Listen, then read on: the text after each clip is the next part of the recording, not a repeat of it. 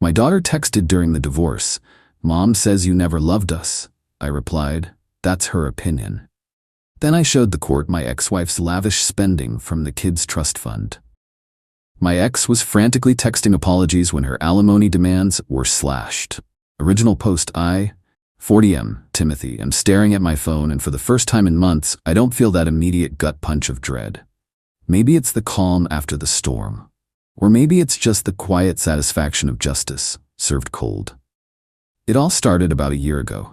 My wife of 20 years, Sandra, 46F, decided she wanted a divorce. No big blow-up, no screaming matches, just a quiet, "I'm not happy, Timothy, I want more." More being the operative word, as I'd soon discover. Her taste for the finer things had always been apparent, often pushing our budget despite my comfortable salary as a senior project engineer in a specialized field, a source of many unspoken tensions. We agreed to keep things civil for the kids, Ashley 17F and Ronald 15M. That was my priority. Sandra moved into a rental, and we started the tedious process of lawyers and paperwork. I thought we were handling it like adults. I was wrong. The first real sign of trouble came about 3 months in. Ashley, my usually sweet-natured girl, started acting distant. Then the texts started. Little jabs here and there. "Mom says you're being difficult about the settlement. Mom says you're trying to hide money." I tried to reassure her, telling her that divorce is complicated, that her mom and I just had different ideas about fairness. Then came the text that really twisted the knife. "Ashley, Mom says you never loved us, that you only ever cared about your work." My fingers actually trembled replying to that one. Me, "That's her opinion, sweetie. My love for you and Ronald has never been a question. I'm sorry she's putting you in the middle."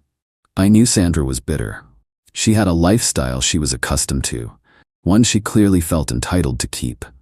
But I hadn't realized she'd stooped to poisoning the kids against me. It was a low blow, even for her. Her alimony demands were through the roof. She wanted the house, which was mostly paid off thanks to an inheritance from my side, a significant chunk of my retirement, and spousal support that would have essentially maintained her lavish spending habits indefinitely. Her lawyer, a real shark named Mr. Edward, was aggressive, painting me as a stingy husband trying to leave Sandra destitute. It was during discovery that my lawyer, a sharp woman named Miss Dorothy, suggested we look into all financial accounts, including the kids' trust funds. These were funds my parents had set up for their education when they were born.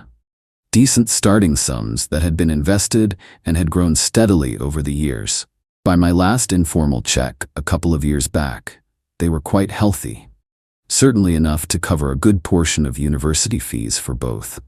Sandra and I were trustees, but she'd largely handled the paperwork and statements for them, citing it as mother's intuition for their future. And that's when we found it.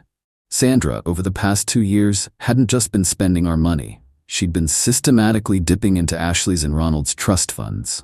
Not huge lump sums, but a steady, insidious drain. A few hundred here for a spa day, 1,000 there for a weekend getaway with friends I never met.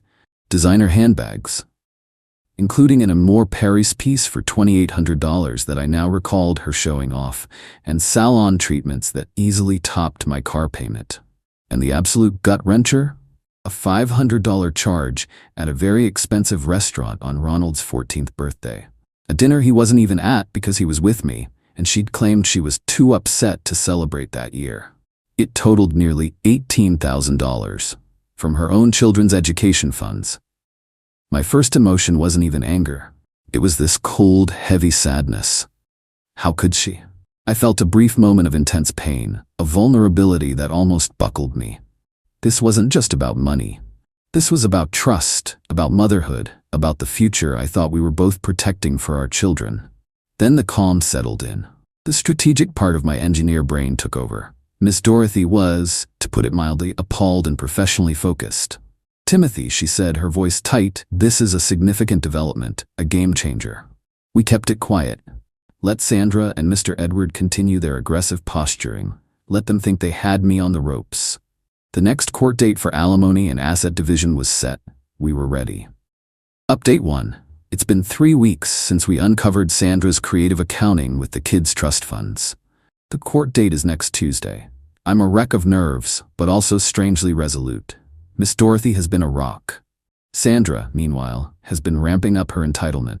She actually had Mr. Edward send a letter demanding I pay for Ashley's upcoming school trip to Europe, a trip Sandra had grandly promised Ashley without consulting me, naturally. The cost?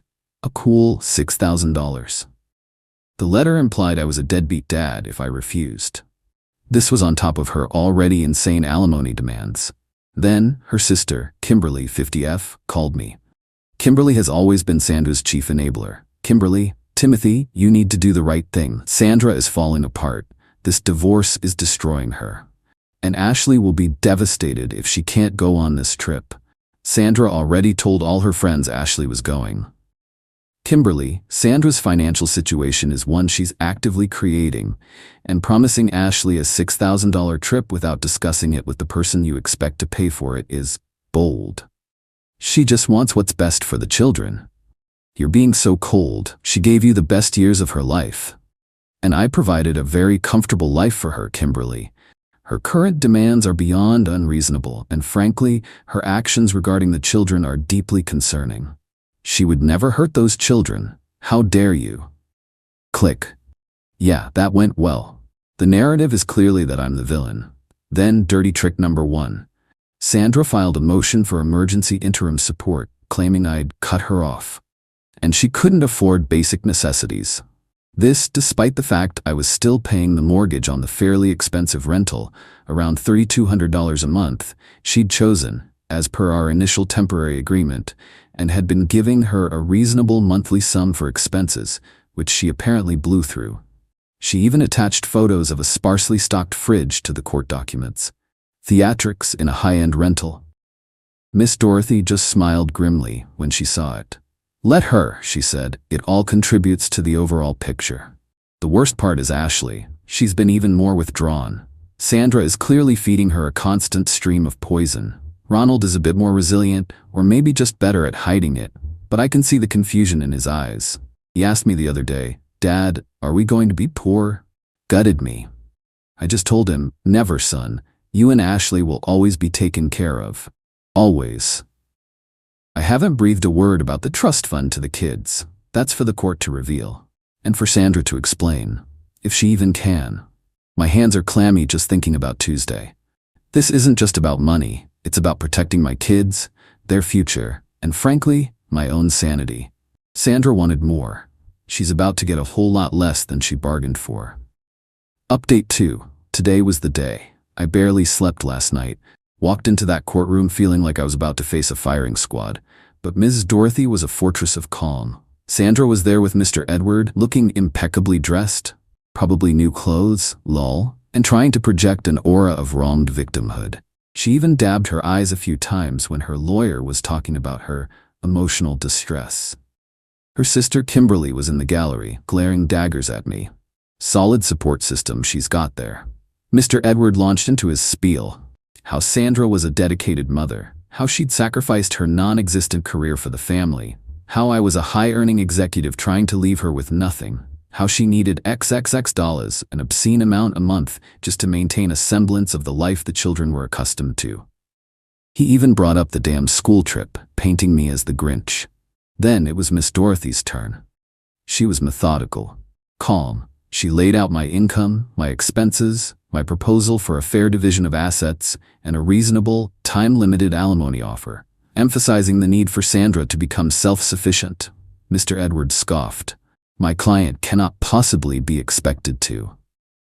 Miss Dorothy held up a hand. Your Honor, before we continue discussing Mrs. My Last Name's alleged financial needs, we have a matter of rather serious concern regarding existing financial resources, specifically funds entrusted for the benefit of the children. You could feel the air change in the room. Sandra, who had been looking rather smug, suddenly went rigid. Her eyes darted to Mr. Edward, then to me, a wave of sheer panic washing over her features, before she quickly tried to compose herself. Too late, the mask had slipped. Ms. Dorothy then, piece by piece, laid out the evidence of the trust fund withdrawals. Bank statements, credit card slips cross-referenced with the withdrawals, dates, amounts, expenditures. The Amour Paris handbag receipt, the spa days, the solo celebratory birthday dinner. She presented enlargements of key documents. It was damning, utterly damning. The judge, a stern-looking woman in her late 50s, leaned forward, her expression growing increasingly grim as Ms. Dorothy detailed each transaction. Mr. Edward was shuffling papers, looking flustered. Sandra went pale, very pale. Ms. Dorothy concluded, "Your Honor, it appears Mrs. My last name Bat has already been accessing significant funds specifically designated for her children's future education, to support the very lifestyle she now claims Mr. My last name is unfairly denying her. Over $18,000 to be precise, from accounts that were meant to secure their higher education." The silence in the courtroom was deafening. The judge stared at Sandra. "Judge, Mrs. My last name, is this true? Did you withdraw these funds from your children's trust accounts for personal use?" Sandra stammered. I always intended to pay it back. There were unforeseen expenses." "Judge, an Amour Paris handbag is an unforeseen educational expense?" Her voice was like ice. Mr. Edward tried to jump in. "Your Honor, this is a misunderstanding. My client—" "Mr. Edward, I suggest you consult with your client. This court takes the misappropriation of trust funds, especially those intended for minors, extremely seriously, extremely." She called for a 30-minute recess. As we were leaving the courtroom, my phone buzzed. It was Sandra. "Timothy, please. We need to talk. I can explain. Don't let them do this." Another buzz. "I'm so sorry, I messed up. Please, think of the kids." And another. "Edward is an idiot. I'll drop the alimony demands. Just make this go away, please." I didn't reply. I just showed the texts to Ms. Dorothy. She raised an eyebrow. "Desperate," was all she said. Kimberly tried to approach me in the hallway, face contorted with rage. "You set her up. This is a lie." Ms. Dorothy smoothly stepped between us. "All communication through counsel, please." We are back in the courtroom now. Sandra looks like she's seen a ghost. Mr. Edward is practically sweating. This is it. Final update. The reckoning and the aftermath. Well, it's over. The dust has mostly settled, or at least the legal part of it. The past few months since that courtroom bombshell have been intense. The judge was not amused by Sandra's creative accounting with the kids' trust funds. After the recess, Mr. Edward looked like he'd aged 10 years. He tried some damage control, arguing it was a temporary lapse in judgment, that Sandra was under stress, that she fully intended to repay it. With what money, he didn't specify. The judge wasn't having it. The final ruling was a massacre for Sandra's expectations. Alimony. Slashed. Dramatically. The judge awarded her a very small amount of rehabilitative alimony for only 18 months. The judge explicitly stated that Sandra's demonstrated ability to access and spend significant sums for non-essential purposes, i.e. the stolen trust fund money, indicated she wasn't as destitute as she claimed and had a history of poor financial judgment regarding dedicated funds. Moreover, the judge ordered that a portion of even that minimal alimony be garnished and paid directly back into the children's trust funds until the full $18,000 plus interest was replenished. Ouch. Asset division. The house was ordered to be sold, with proceeds split 50-50 after the trust fund replenishment was accounted for from her share first.